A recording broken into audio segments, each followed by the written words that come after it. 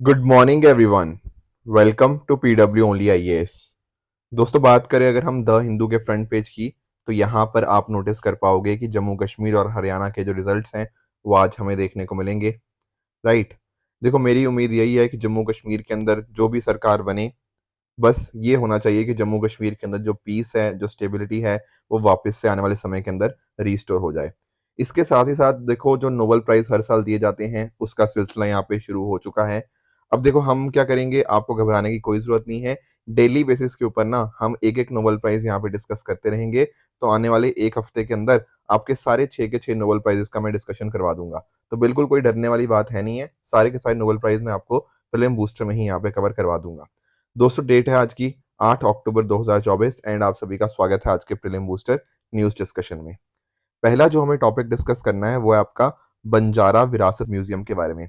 Actual में हमारे प्रधानमंत्री जी ये महाराष्ट्र के अंदर गए। महाराष्ट्र के अंदर आप देख पाओगे वाशिम के अंदर आपका पोहारा देवी, यहाँ पर इन्होंने इस पर्टिकुलर म्यूजियम को यहाँ पे इनॉग्रेट किया, बंजारा विरासत म्यूजियम को। ठीक है। अब ये जो म्यूजियम के अंदर जैसा आप नोटिस कर पाओगे, इनके पूरे कल्चर को दिखाया जाएगा बंजारास के। यहाँ पर आपको 13 अलग-अलग गैलरीज़ आपको देखने को मिल जाएँगी। इनके लीडर्स को, इनकी मूवमेंट्स को, ये सब चीज़ें यहाँ पे दिखाई गई हैं, उनके पूरे हेरिटेज को यहाँ पे दिखाया जाएगा। हमें यहाँ पे ये समझना है कि आखिर बंजारा कम्युनिटी है कौन-सी कम्युनिटी? एक्चुअल में बंजारा जो वर्ड बना है ना, वो 2 शब्दों से बना है, वनज और जारा।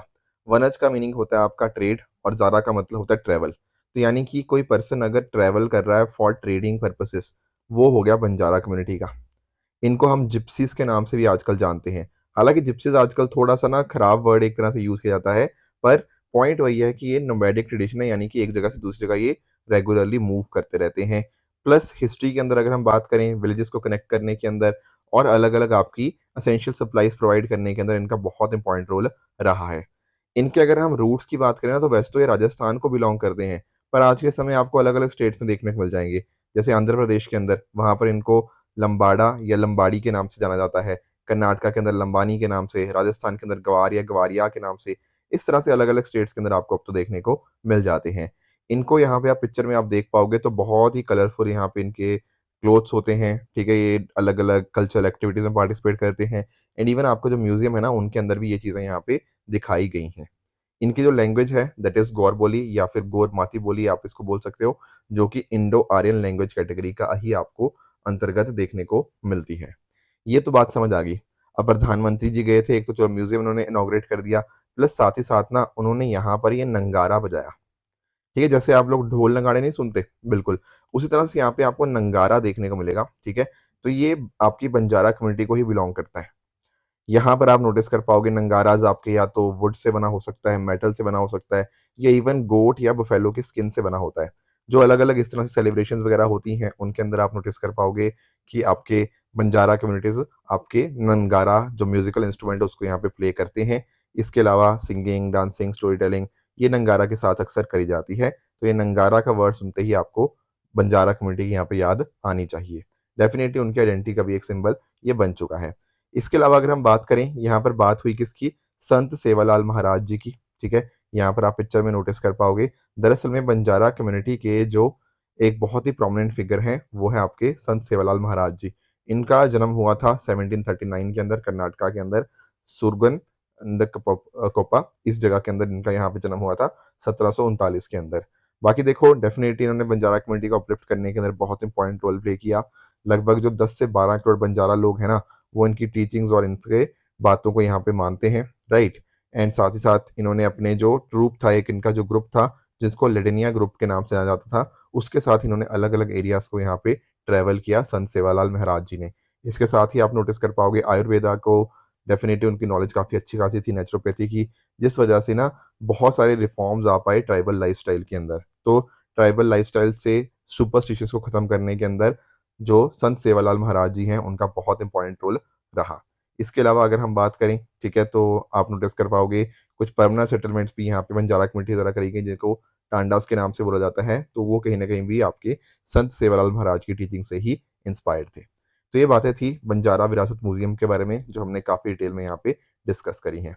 देखो, आप में से काफ़ी बच्चे कई बार पूछते रहते हैं कि सर इस लेक्चर की पीडीएफ कहाँ मिलेगी या बाकी और कंटेंट है या आपके साथ कनेक्ट करना हो तो कहाँ कर सकते हैं?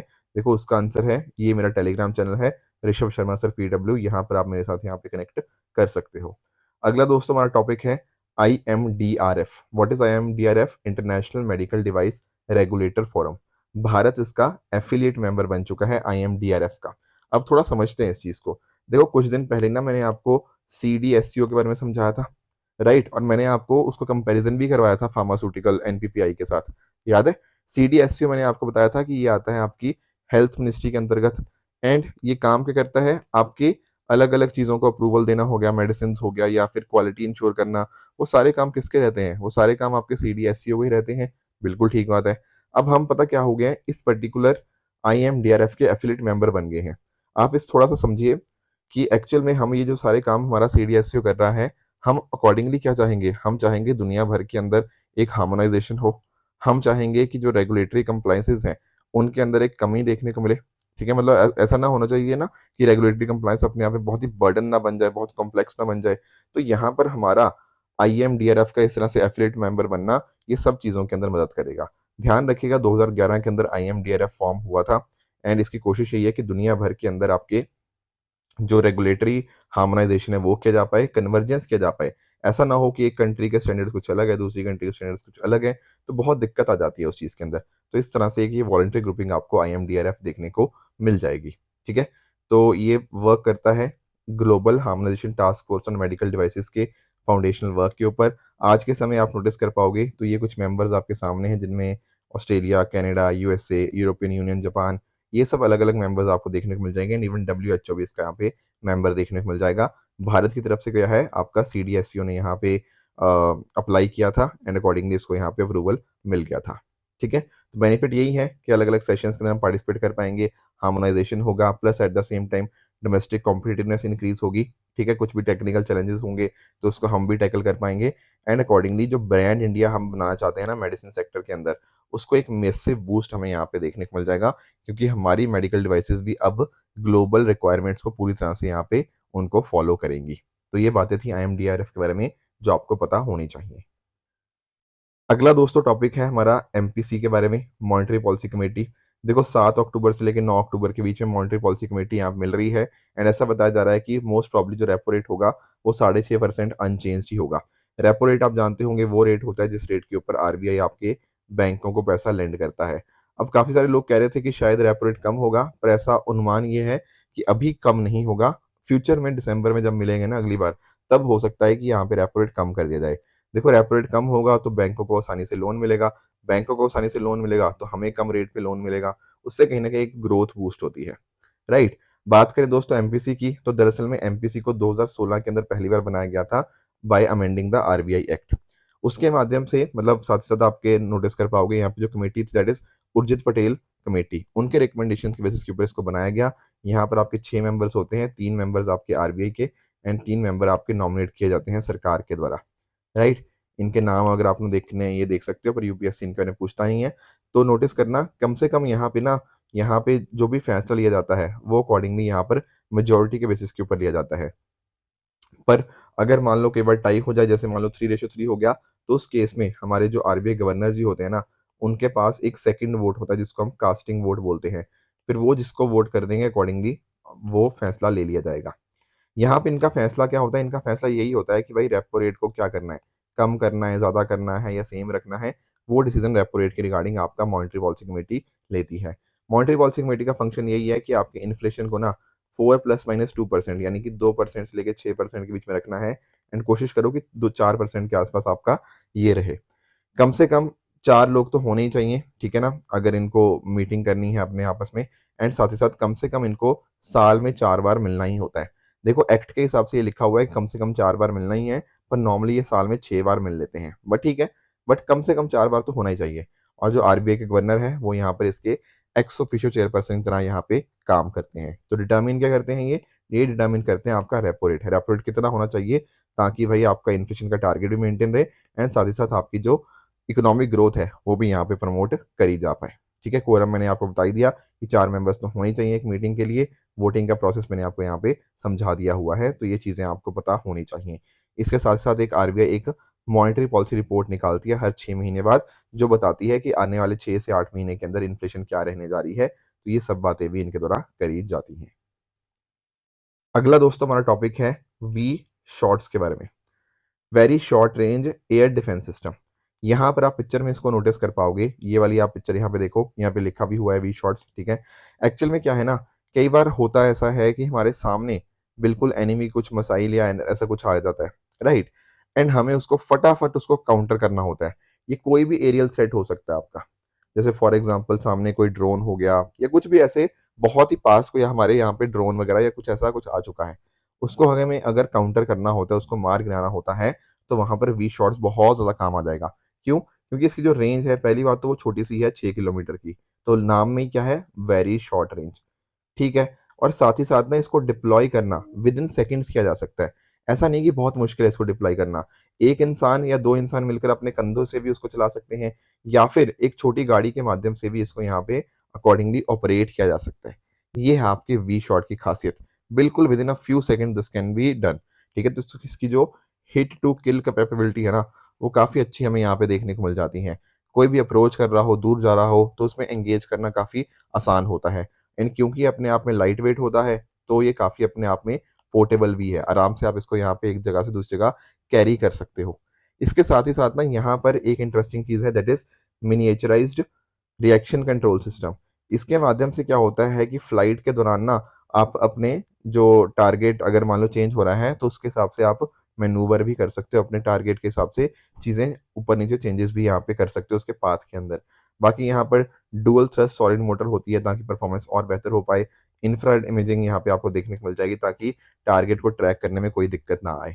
अब हम इसको डिस्कस इसलिए कर रहे हैं क्योंकि यहाँ पर डीआरडीओ के द्वारा यहाँ पर इसका फ्लाइट टेस्ट था 4th जनरेशन का, वो काफ़ी सक्सेसफुली यहाँ पे हमें यहाँ पे देखने को मिला है, ठीक है। तो ध्यान रखिएगा, ये है क्या, this is portable air defence system, जो कि काउंटर करता है लो एल्टीट्यूड एयर थ्रेट्स को। क्योंकि मैंने बताया ना, ये 6 किलोमीटर तक ही मतलब इसकी रेंज होती है, तो जो लो एल्टीट्यूड वाले एरियल थ्रेट कुछ भी आ रहे होंगे, उनको यहाँ पे टैकल करने के अंदर ये पूरी तरह से सक्षम हमें देखने को मिल जाएगा। डेफिनेटली इससे हमारी सिक्योरिटी बढ़ेगी, भारत की सेल्फ रिलायंस आत्मनिर्भरता बनेगी, एंड हमारी इंडियन आर्म फोर्सेज जो हैं जो और मॉडर्नाइज हो पाएंगी। नेक्स्ट हमारा दोस्तों जो टॉपिक है, that is with regards to Sudan crisis. मैंने कई बार पहले भी आप लोगों के साथ चर्चा करी है। एक्चुअल में सूडान के अंदर लगभग 1.5 साल से भी ज़्यादा टाइम हो चुका है। सूडान के अंदर आप नोटिस कर पाओगे कि जब तख्ता पलट हुआ, तो एक तो सूडानीज आर्म्ड फोर्सेस एंड साथ ही साथ आपकी जो वहाँ की पैरामिलिट्री है, रैपिड सपोर्ट फोर्सेस, इन दोनों के बीच में आपस में कॉन्फ्लिक्ट यहाँ पे स्टार्ट हुआ। एंड अभी के समय के ऊपर ये कॉन्फ्लिक्ट और भी ज़्यादा बढ़ता हुआ हमें देखने को मिल जाएगा। तो अप्रैल 2023 के अंदर स्टार्ट हुआ था, एंड काफ़ी बड़ा ये कॉन्फ्लिक्ट हमें देखने को मिल गया है। एंड आप नोटिस कर पाओगे इस कॉन्फ्लिक्ट के अंदर लगभग 12 मिलियन सूडानीज लोग यहाँ पे डिस्प्लेस हुए हैं, जो कि इसको दुनिया की सबसे one of the largest displacement crisis दुनिया में बताता है। आप थोड़ा ना सूडान की लोकेशन डेफिनेटली आप पढ़िएगा। सूडान के ना आपको 7 कंट्रीज बॉर्डर टच होते हैं, एक आपका Egypt, Libya, Chad, central African Republic, south Sudan, Ethiopia और एरित्रिया, एंड साथ साथ यहाँ पे इसका बॉर्डर टच होता है रेड सी के साथ। तो ये सारी लोकेशन आपको यहाँ पे पता होनी चाहिए। देखो भारत के भी डेफिनेटली स्टेक्स हैं, हमारे भी यहाँ पे, हमने भी अपने नेशनल्स को यहाँ से इवैक्यूएट किया। पिछले सालों के अंदर अगर हम बात करें ना, तो हमने अच्छा खासा यहाँ पे ट्रेड करते थे, और वो ट्रेड इंडिया के फेवर में ही था कि अगर 9 चीज़ें हम या 9 आइटम्स हम या 9 अमाउंट, लेट्स से $9 हम यहाँ पे एक्सपोर्ट कर रहे थे, तो सिर्फ $1 का इम्पोर्ट था, तो हमारे फेवर में काफ़ी अच्छा खासा ट्रेड था। पर वो एक दिक्कत अब आ चुकी है, क्योंकि अपने आप में अब ये नंबर्स कम हो ही रहे हैं, क्योंकि यहाँ पे तो कंट्री पूरा कॉन्फ्लिक्ट के अंदर यहाँ पे आपकी इन्वॉल्व है।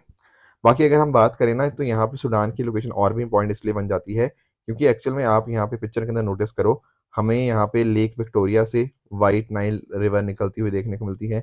उसी तरह से आपको इथियोपिया से यहाँ से आपको ब्लू नाइल रिवर देखने को मिल जाएगी, एंड आगे जाके ये कंबाइन होती है ना, तो फिर ये नाइल रिवर बनती है, जो कि लॉन्गेस्ट रिवर है पूरी दुनिया भर की, राइट। एंड लास्ट में जाके मेडिटेरियन सी के अंदर एम्प्टी कर जाती है। पर आप नोटिस कर रहे हो ये कहाँ पे मिल रही थी, ये जहाँ पे ये मिल रही थी ना, ये सूडान के अंदर ही तो है। ये वही एरिया है जहाँ पे ये कॉन्फ्लिक्ट चल रहा है। खार्तूम के बिल्कुल पास में आपकी नाइल, ब्लू नाइल और व्हाइट नाइल मिलती हैं, and this is very near to आपका जो खार्तूम वाला रीजन है, जहाँ पे सूडान के अंदर ये कॉन्फ्लिक्ट पूरा का पूरा हमें देखने को मिल रहा है।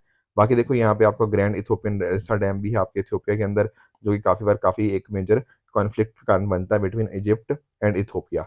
अब इस डैम के बनने की वजह से पानी डाइवर्ट हो जाता है इथियोपिया के अंदर, एंड इजिप्ट को पानी कम मिलता है, तो काफी बार यहाँ पे कॉन्फ्लिक्ट इस तरह से दोनों देशों के बीच में इस डैम के रिगार्डिंग रहता ही है। बाकी देखो एबे रीजन है, ये भी आपको ध्यान में रखना है, ये सूडान का ही आपका रीजन आपको देखने को मिल जाएगा। ये भारत के पर्सपेक्टिव से बहुत इंपॉर्टेंट हो गया था, क्योंकि भारत का एक ऑल वुमेन कंटिजेंट यहाँ पे डिप्लॉय हुआ था यूएन पीस कीपिंग फोर्सेस का, तो ये रीजन भी आपको पता होना चाहिए। इसके अलावा दारफुर रीजन भी सूडान का काफ़ी ज़्यादा न्यूज़ में रहता है, तो ये रीजन भी आपको पता होना चाहिए। देखो ये सारे कॉन्फ्लिक्ट वाले रीजन है, यूपीएससी की टेंडेंसी रहती है हर साल एक कोई ना कोई कॉन्फ्लिक्ट रीजन के बारे में पूछता ही पूछता है, तो ये बात आपको यहाँ पे पता होनी चाहिए। अगला दोस्तों हमारा टॉपिक एक और ट्राइब के बारे में, दैट इज चेंचूस ट्राइब।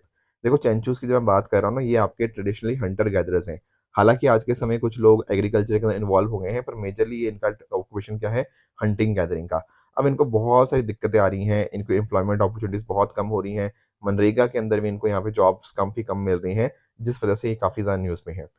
आप नोटिस कर पाओगे कि आंध्र प्रदेश, उड़ीसा के अंदर ज़्यादातर ये पाई जाती हैं। एंड साथ ही साथ जो पीवीटीजी है ना, इंडिया में मैंने आपके साथ डिस्कशन किया था 75 पीवीटीज देखने को मिलते हैं। तो आंध्र प्रदेश के अंदर जो 12 पीवीटीजीज हैं, उनमें से एक आपको चेंचूस टाइप देखने को मिल जाएंगे। आज के समय तो डेफिनेटली कुछ लोग यहाँ पे एग्रीकल्चर के अंदर मूव कर गए हैं, क्योंकि बाकी और नॉन ट्राइबल कम्युनिटीज के साथ उनका लिंकेज बड़ा है, पर ज़्यादातर लोग आज भी हंटिंग गैदरिंग के ऊपर यहाँ पे डिपेंड करते हैं। बैम्बू कटिंग हो गया, हनी कलेक्शन हो गया, वो काम भी करते हैं। इसके अलावा जो लोग एग्रीकल्चर के अंदर आ गए हैं, वो टोबैको, मेज़, मिलेट, इन सबको कल्टीवेट करते हैं, पर ज़्यादातर वो खाने में क्या इस्तेमाल करते हैं, आपके नेचुरल रिसोर्सेज ही यहाँ पे वो खाते हैं। इसके साथ ही आप नोटिस कर पाओगे इनकी जो पॉपुलेशन है, लगभग आपको 59,000 देखने को मिल जाएगी। ये तेलुगु भी बोलते हैं, जो कि एक द्रविडियन लैंग्वेज है, प्लस उसके साथ-साथ आप नोटिस कर पाओगे इनकी खुद की लैंग्वेज भी है, चेंचुचकुलम और आपका चनेस्वर। साथ ही साथ इनकी जो हाइट होती है थोड़ी-सी छोटी होती है, फ्लैट नोज़ आपको देखने को मिल जाएगा, एंड ब्लैक हेयर आपको देखने को मिल जाते हैं। बाकी इनकी जो फैमिली होती है थोड़ी छोटी होती हैं, एंड मेन और वुमेन यहाँ पे इक्वल स्टेटस यहाँ पे एन्जॉय करते हैं, तो बराबरी है महिला और पुरुष के अंदर। यहाँ पर ना इनकी जो शादियाँ होती हैं वो एक्सोगैमस होती हैं। देखो आप लोगों ने ये वर्ड सुना होगा शायद, एंडोगैमी और एक्सोगैमी। जो लोग शायद अपने एंथ्रोपोलॉजी या फिर आपके सोशियोलॉजी के स्टूडेंट होंगे, उन्होंने तो बिल्कुल ही सुना होगा। एंडोगैमी की बात होते हैं मतलब जब विदिन होती है शादी, और जब आउटसाइड शादी होती है तो उसको बोलते हैं हम एक्सोगैमी। जैसे फॉर एग्जांपल इंडिया में ना हम कास्ट एंडोगैमी मोस्टली प्रैक्टिस करते हैं, यानी कि हमारी शादी हमारी कास्ट के विद इन होती है। ठीक है, ये जनरल ट्रेंड की बात कर रहा हूँ। उसी तरह से एक्सोगैमी मतलब आउटसाइड, जैसे आपका क्लैन होता है। मतलब कई बार आप लोगों ने सुना होगा ना कि भाई बहन के बीच में शादी नहीं होती, या फिर कई कोस दूर, मतलब कई जगह पे होता है कि 3 फैमिलीज़ देखी जाती है मदर की साइड, वो जो भी लोग होंगे वो सारे भाई-बहन होंगे, तो उस क्लैन के विदिन शादी नहीं होती। तो इंडिया में क्या होता है, इंडिया में क्लैन एक्सोगैमी, अपने क्लैन से बाहर शादी करो, क्योंकि विदिन क्लैन तो सब भाई-बहन हुए, एंड अपनी कास्ट के विदिन शादी करो, तो clan exogamy and caste endogamy India में प्रैक्टिस होती है। यहाँ पर चेंचूस क्या करते हैं, ये आपके एक्सोगैमस मैरिज प्रैक्टिस करते हैं, कि आप अपनी मर्जी से किसी के भी साथ शादी कर सकते हो, you are free to choose their partners freely. इस तरह से आपको मैरिजेस यहाँ पे देखने को मिल जाएंगी। तो ये थी आज की डिस्कशन। अब चल लेते हैं अपने क्वेश्चंस की तरफ। पहला आपको जो क्वेश्चन का होमवर्क देना है, वो है आपका सैंड के बारे में या माइनर मिनरल्स के बारे में। थोड़ा ध्यान से पढ़िएगा, एंड इसका आंसर फिर कमेंट्स में आप मुझे बताइएगा। दूसरा आपका होमवर्क रहेगा, ठीक है, कुछ प्लेसेस हैं, ये क्यों न्यूज़ में थी, ठीक है, तो इनके बारे में आप डेफिनेटली मुझे बता सकते हो। काफ़ी आसान क्वेश्चन है ये वाला। तीसरा क्वेश्चन आपका है with regards to UPS, unified pension scheme पिछले टाइम्स के अंदर बहुत न्यूज़ में रही है, मैंने डिस्कशन भी किया है इसके ऊपर, तो इसको भी पढ़कर आप मुझे इसका आंसर बता सकते हो। कल मैंने आपको एक होमवर्क दिया था सर स्टेफर्ड क्रिप्स के बारे में, कि प्लान क्या था उनका, कि सेकेंड वर्ल्ड वॉर के बाद क्या होगा। दरअसल में उनका प्लान ये था कि भारत को डोमिनियन स्टेटस दिया जाएगा, पर देखो ये भारत का टारगेट था ही नहीं। ये वाली डिमांड तो हम बहुत पहले छोड़ चुके थे, तो इस वजह से एक्चुअल में क्या होता है, आपका जो स्टेफर्ड क्रिप्स का जो मिशन है, क्रिप्स मिशन, ये बुरी तरह से फेल हो जाता है, जिसके बाद हमारी स्टार्ट होती है क्या, क्विट इंडिया मूवमेंट हमें यहाँ पे देखने को मिल जाती है 8 अगस्त 1942 को। तो ये आपको ऑप्शन नंबर डी यहाँ पे इसका बिल्कुल सही आंसर यहाँ पे बन जाएगा, ये बात आपको पता होनी चाहिए। इसकी सारी डिटेल आप हिस्ट्री में पढ़ सकते हो, मैंने यहाँ पर भी लिख रखी है।